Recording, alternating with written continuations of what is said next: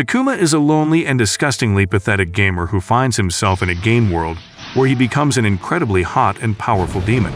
On arrival, he unknowingly acquires 2 freaky slave girls and goes on to dominate this world as the Demon Lord. Before this, the sweaty idiot spent his time playing his favorite game.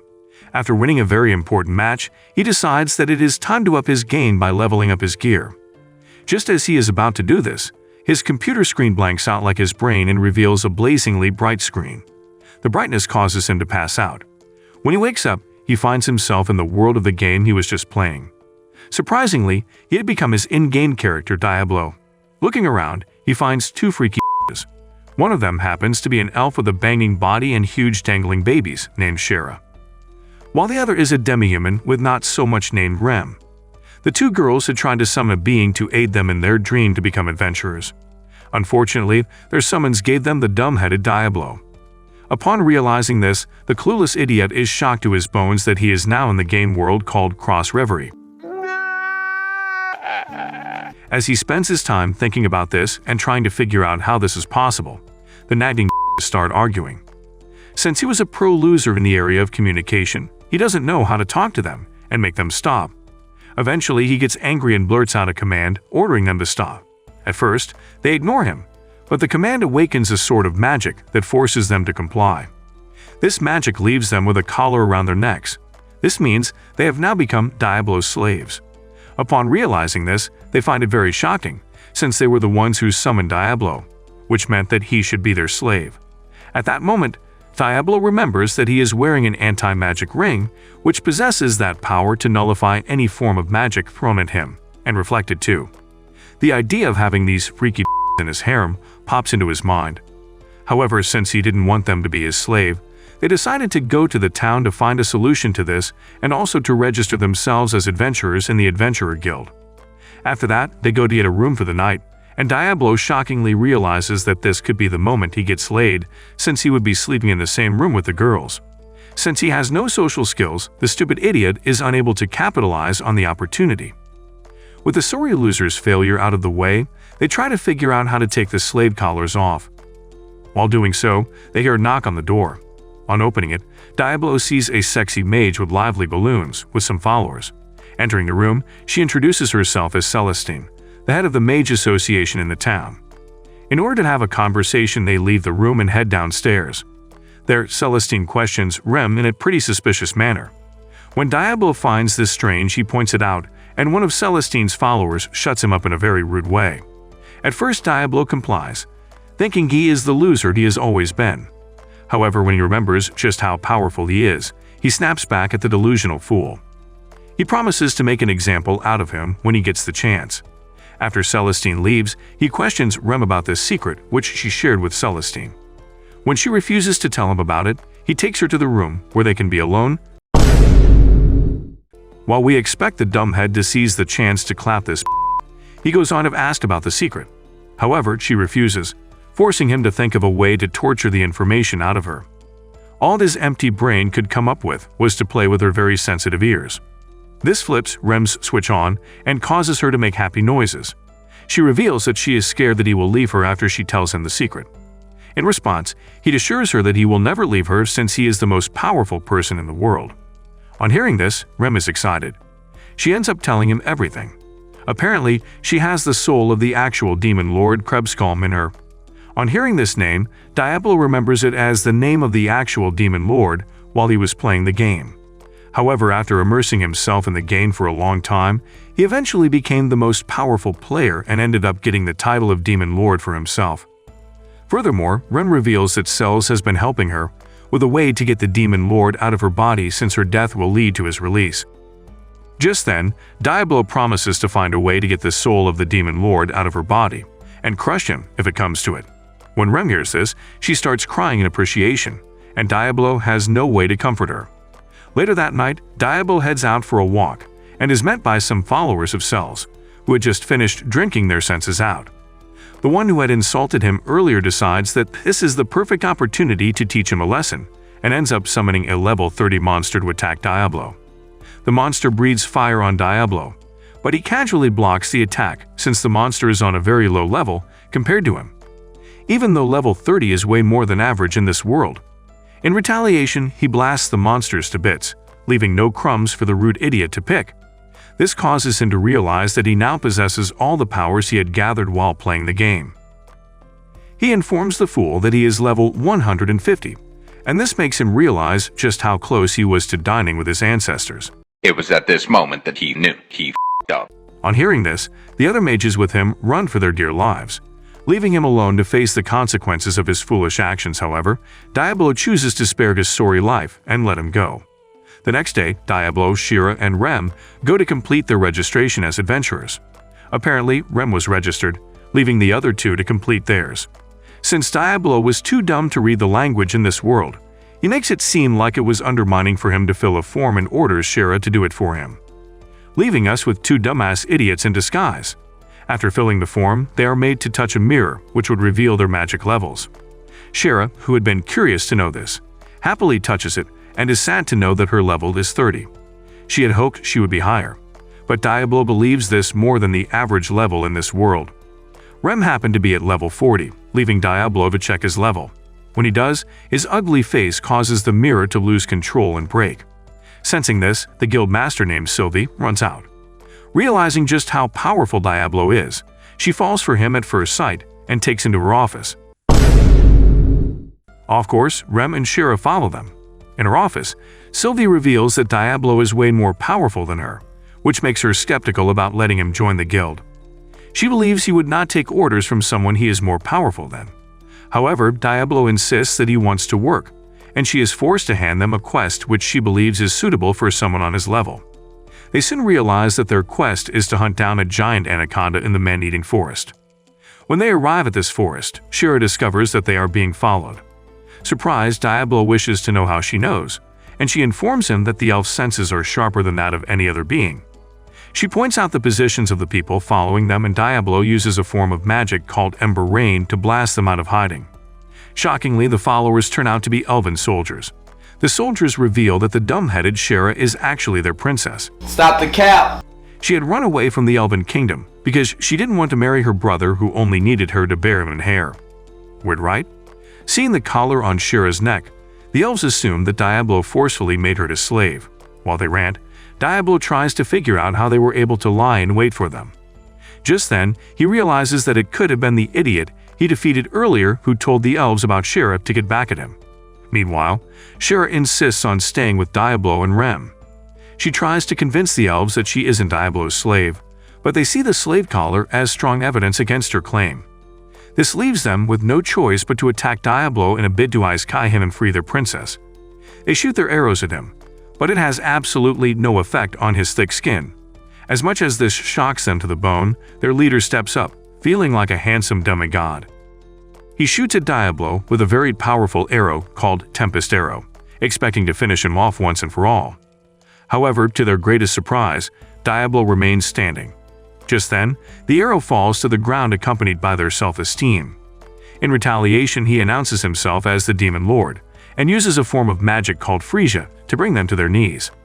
This attack forces the bastard who had led them here out of hiding. Not much of a shock, he happens to be the foolish mage he defeated the night before, just as he predicted. He had tricked them by submitting the quest at the guild, in order to have his revenge on Diablo with the help of the elves, since he was too much of a weakling to do it alone. Being a crybaby, he runs away. Diablo lets him leave. He spares the lodge of the elves since they had been missiled, and Shira informs them that she doesn't wish to come back home since she is happy with Rem and Diablo. The elves heed the wishes of their princess and return back to their kingdom. The trio return to the inn, and since Rem wasn't around, Diablo is left alone with Shira. Being a total loser, he finds it hard to keep a conversation with her. When Shira hears him talk about how Rem needs him, she gets jealous and informs him that she needs him too. She jumps on him, and while trying to stop her, he ends up grabbing her dangling cannons. The two remain in this position until Rem opens the door and assumes that they have just begun a clapping festival. The following day, they get handed another quest by Sylvie. This time, she assures them that it isn't an ambush, since this quest was handed to her by Cells herself. Since this quest had come from Cells, Rem is skeptical about it. She chooses not to join them on the quest, and Diablo respects her decisions. He lets her stay back at the inn while he embarks on the quest with Shira. On their way out, they run into a handsome adventurer named Emil. As the #1 contender for knight in shining armor, he is obsessed with protecting damsels in distress. He also happens to be the strongest adventurer in this guild. Unfortunately, his brain isn't as bright as his armor, as he challenges Diablo to a duel for enslaving 2 damsels. Wanting to silence this dummy, Diablo agrees. When the fight begins, Emil immediately charges at Diablo with his sword, hoping to land a blow, but Diablo dodges his attack swiftly. On the heat of battle, he realizes that Emil is not as weak as he had thought. At that moment, Emil tries to use a spell to finish him off. Just before he is able to complete this spell, Diablo blasts him off his feet, winning the duel. Getting back up, he wants to go again, but this time Rem and Shara explain the situation to him. They let him know that they were the ones who summoned Diablo and became victims of the enslavement spell due to their mistakes. They reveal that Diablo is helping them to find a way to remove the collars. When he hears this, he leaves them alone. Later on, Diablo and Shara get to a castle to complete their quest, which involves delivering refreshments. When they get there, they realize that something bad is about to happen. They see every guard at the gate running in panic. When they seek to know what is happening, one of the guards reveals that an army of evil demons called Fallen are approaching the castle. Hearing this, Diablo is shocked since he never thought the Fallens could attack as a group. At this moment, he realizes just how useless these soldiers are against the Fallen, who are very powerful demons. At first, he doesn't wish to involve himself with this battle. However, Shara pleads with him to help, and he ends up agreeing to do so.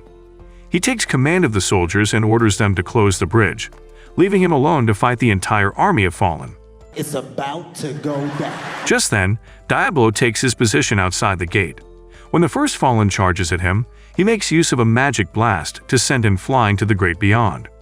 As shocked as the others are, they continue to charge at him, but he easily blasts them away one after another.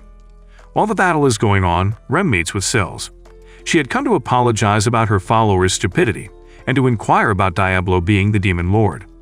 In response, Rem informs her that Diablo is the Demon Lord from another world. While they talk, the dumb-headed follower runs in. He is angry that Sils fired him. This causes him to stab himself with an evil knife that transforms him into a Fallen.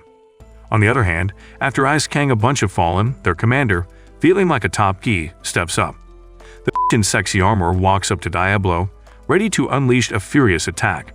She introduces herself as Edelgard, and immediately charges at Diablo angrily. Meanwhile, Rem and Sils are able to flee the Fallen, but they eventually get to a dead end.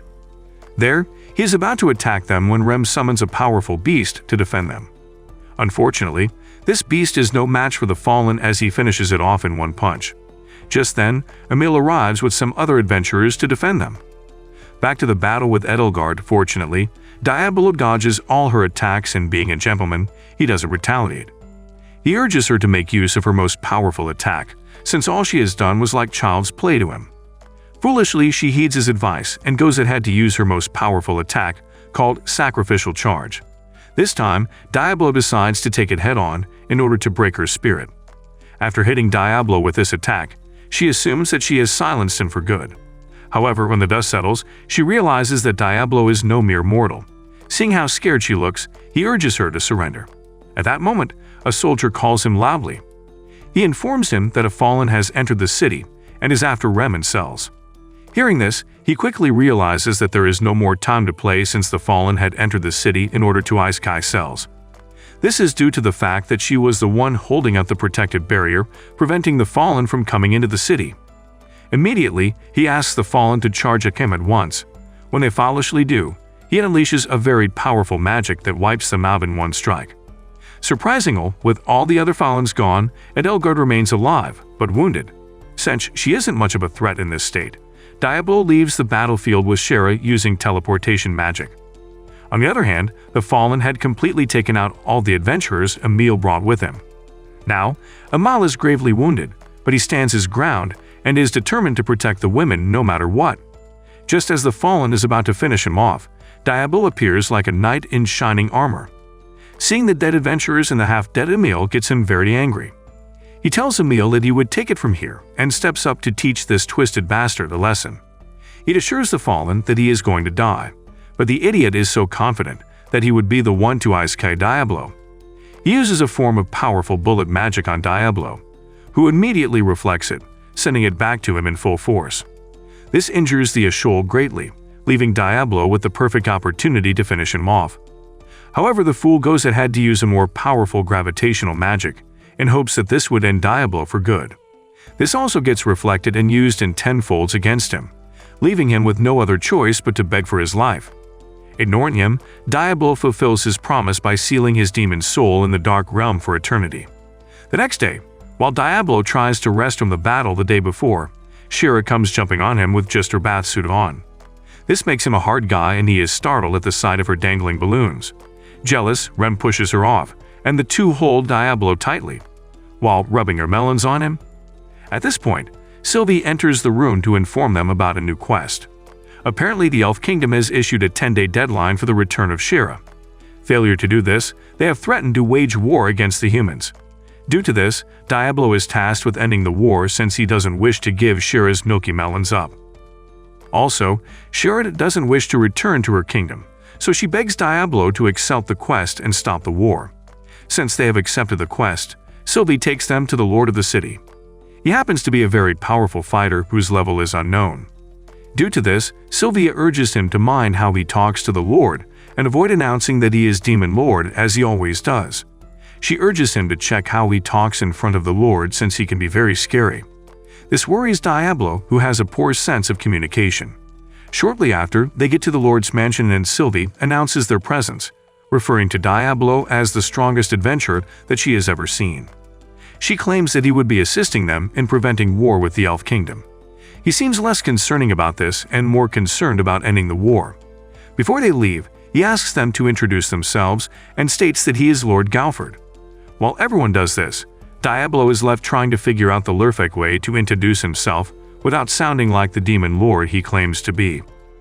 When it gets to his turn, he only states that he is Diablo, and ends it there, which surprises everyone and pleases him.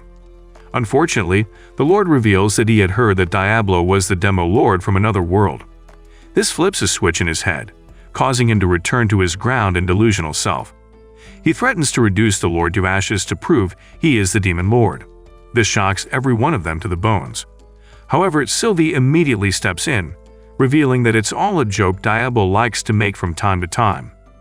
Buying this, Lord Galford lets it slide and hands him the responsibility of protecting the city and preventing this war at all costs. He shows them a map of the forest where the elves have been rumored to be hiding, estimating their number at about 100.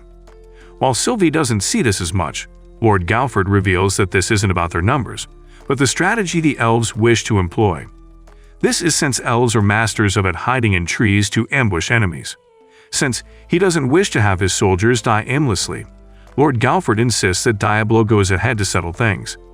While Diablo doesn't seem to buy this idea at first, the Lord reveals that they wouldn't be in this situation if only he hands over Shira to the elves.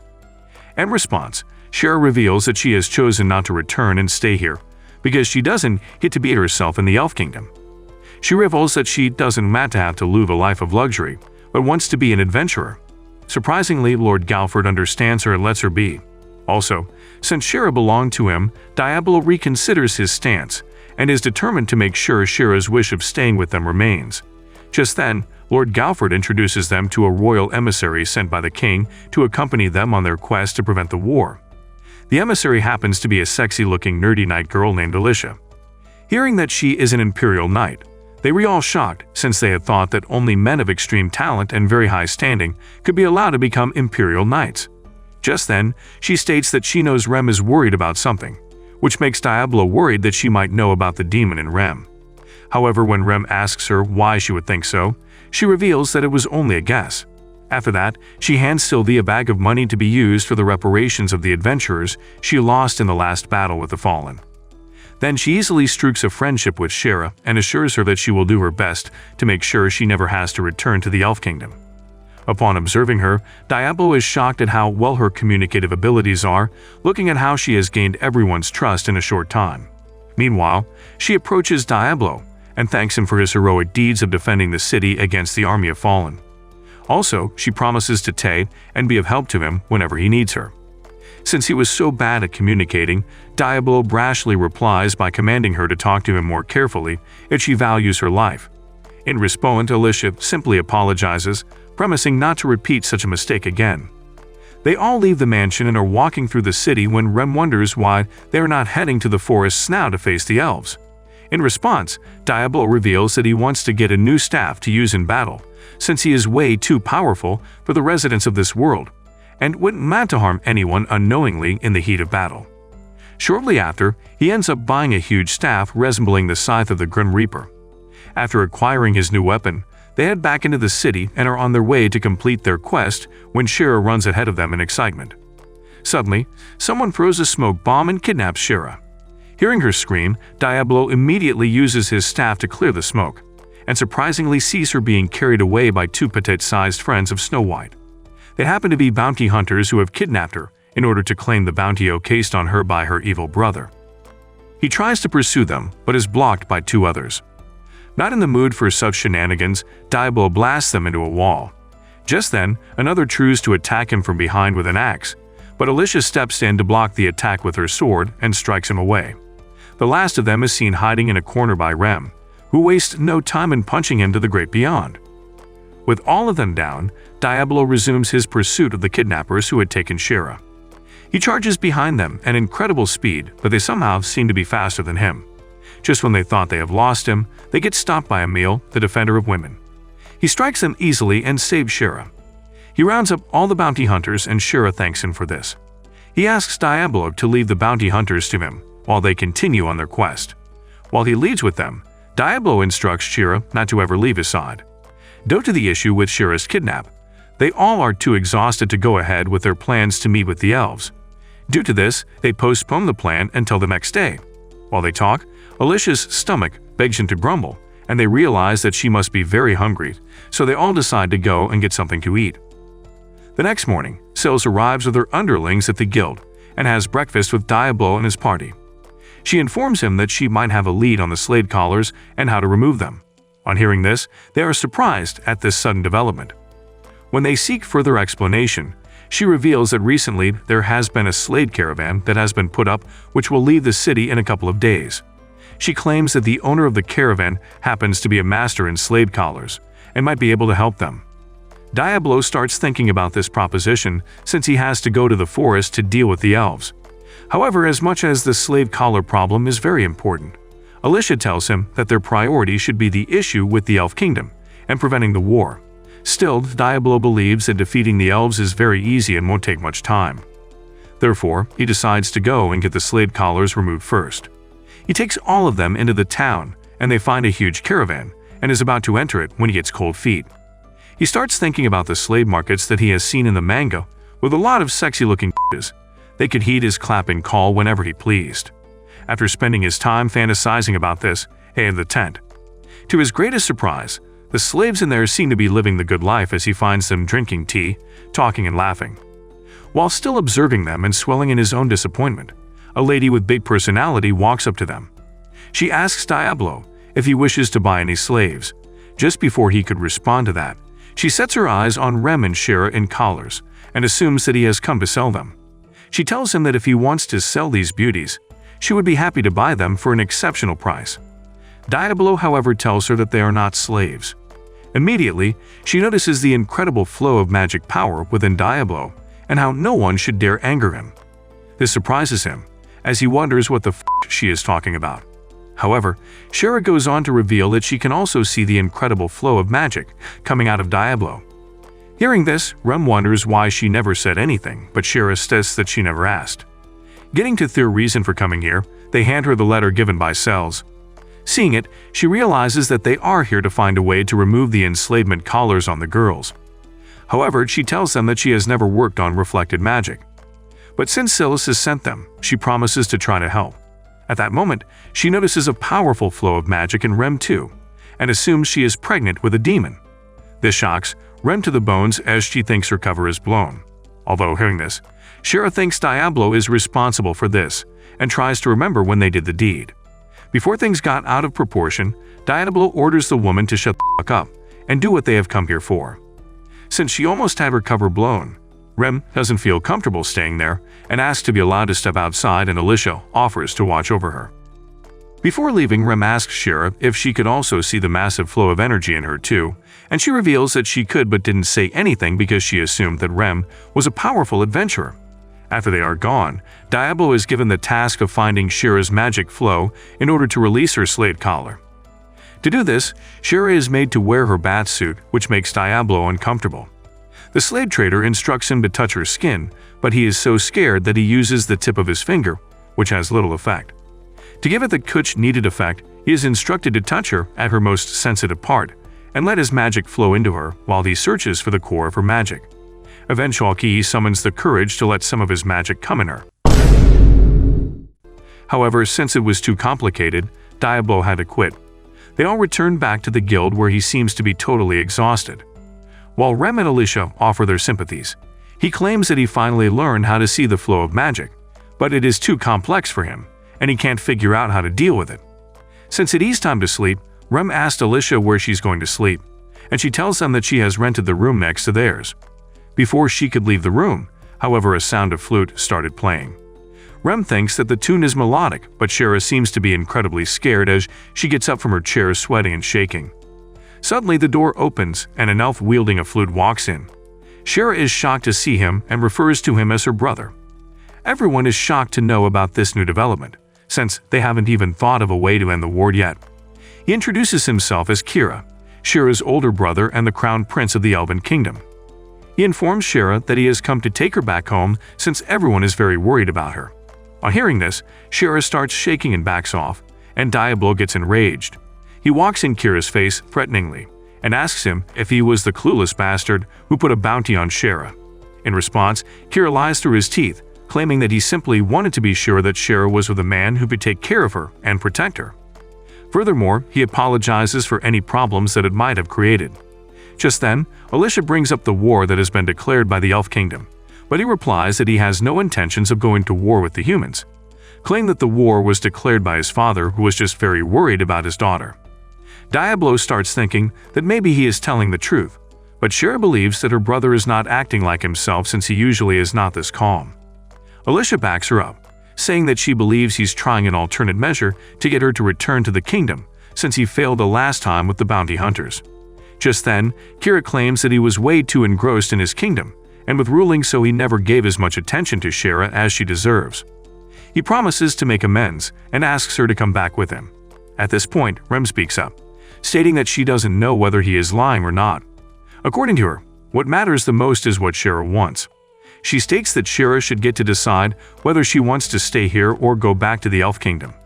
Suspiciously, Kira agrees and says that since Shira seems to be emotional at the moment, he will return the next day to ask about her decision.